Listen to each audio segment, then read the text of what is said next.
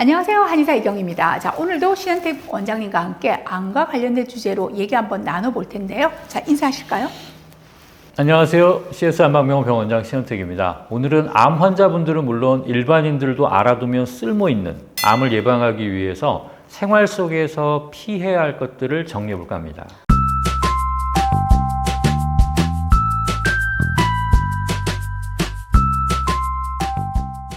네, 실은 환자분들에게 꼭 필요한 내용이면서 또 전문가에게 충분히 제대로 듣지 못하는 내용이기도 하거든요.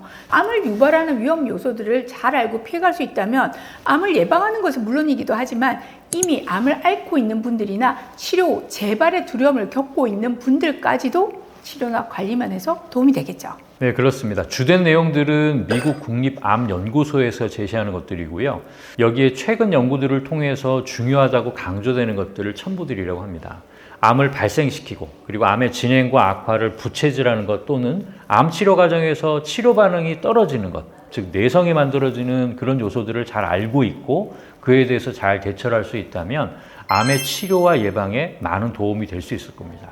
종양학 교과서에서는요, 유전적인 소인 외에 두 가지를 대표적인 암 발생 및 진행의 위험 요소라고 꼽고 있는 것으로 알고 있는데요.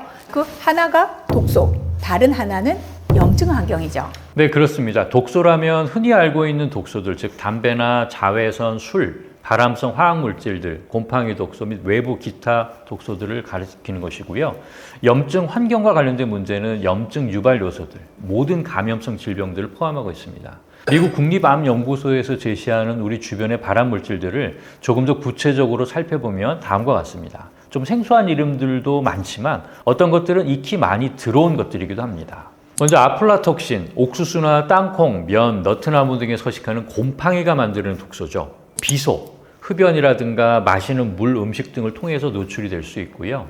성면 많이 들어보셨죠? 불연제, 단열재 사용돼서 문제가 되는 경우가 많았습니다. 벤젠, 솔벤트, 즉 다른 물질을 용해시키는 데 많이 사용됐습니다. 벤지딘, 옷감이나 종이, 가죽, 염색, 물감에 많이 사용되는 그런 물질이고요. 카드뮴, 이것도 많이 들어보셨을 텐데요. 배터리나 금속 코팅, 또 플라스틱 제조에 사용되는, 또 아이들 장난감에 사용돼서 문제되는 경우가 있었죠. 콜타르와 콜타르 피치. 콜타르 피치는 코팅제나 페인트 베이스, 아스팔트 접착제 등으로 사용되는 물질입니다. 이산화 규소, 모래나 콘크리트, 벽돌 등 공사 관련 물질들에서 많이 발견되고요. 에틸렌 옥사이드는 살균제나 부동액 등에 사용되었고요. 포르말데이드 많이 들어보셨죠? 살균제나 방부제에 많이 사용된 그런 물질입니다. 그리고 간접 흡연, 또 그을림, 나무나 연료나 플라스틱, 가정 쓰레기 등 탄소를 지닌 물질들이 불완전 연소하면서 생기는 부산물, 그리고 염화 비닐, PVC 제조 시 사용되는 것, 이런 것들이 발암물질로 분류되고 있습니다. 요즘은 워낙 건강방송도 많고 또 유튜브 등을 통한 정보들이 많다 보니 관심 있는 분들이라면 아주 낯설지만은 않은 것들일 텐데요. 대부분 화학성 독성 물질들이어서 조금만 관심을 가지신다면 충분히 피해갈 수 있는 것들이기도 합니다. 자, 항물질 외에 또 어떤 것들이 암 발생 위험 요소들로 언급되고 있나요?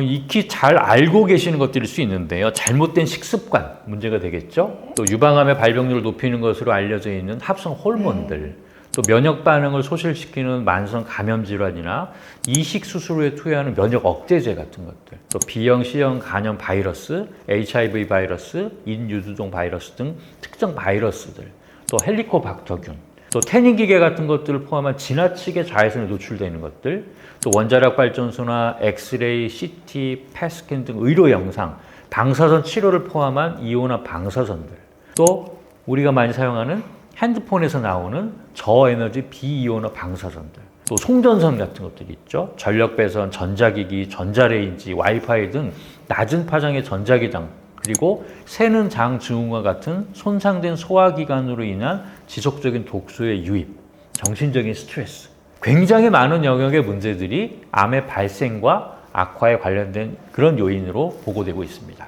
이런 문제들로부터 완전히 자유로울 수 있는 사람이 있을까 싶습니다. 아마도 불가능하겠죠.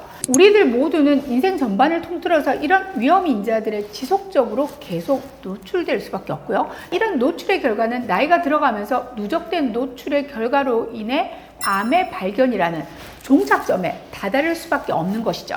그렇다면 관건은 제로섬 게임이 아니라 얼마나 최소한으로 노출되느냐라고 할 수 있겠습니다. 그리고 이 중에는 개개인의 노력만으로 어쩔 수 없는 것들도 있죠. 대표적인 것이 환경 요인일 수도 있습니다. 하지만 제가 강조드리고 싶은 거는요, 개인의 관심과 노력으로 충분히 극복 가능한 것들도 있다는 거죠. 그곳에 초점을 맞추시면 됩니다. 일례로 새능장 증후군과 소화기 건강관리, 수면관리는요, 제가 항상 강조하고 있는 거죠. 저희 이경희 TV에서도 자주 다루는 내용이기도 합니다. 덧붙여 좀 더 적극적으로 주기적인 검진이나 해독요법, 면역 강화요법 등을 활용해 보시는 것도 중요합니다. 최근에는 암이 가시화되기 전에 찾아낼 수 있는 액체 생건법이나 암세포가 좋아하는 환경을 미리 개선하고 면역력을 증진시키는 치료법이 활발하게 진행되고 있죠. 평균 수명이 길어지다 보니 암은 정말 우리에게는 가까이 있는 문제일 수밖에 없습니다. 가장 기본적인 부분들을 잘 챙기는 것이 암의 예방과 치료를 위해서 꼭 필요하리라 생각됩니다. 자, 오늘도 도움 말씀 주신 신원장님, 그리고 끝까지 함께 해주신 구독자 여러분께 감사드립니다. 감사합니다.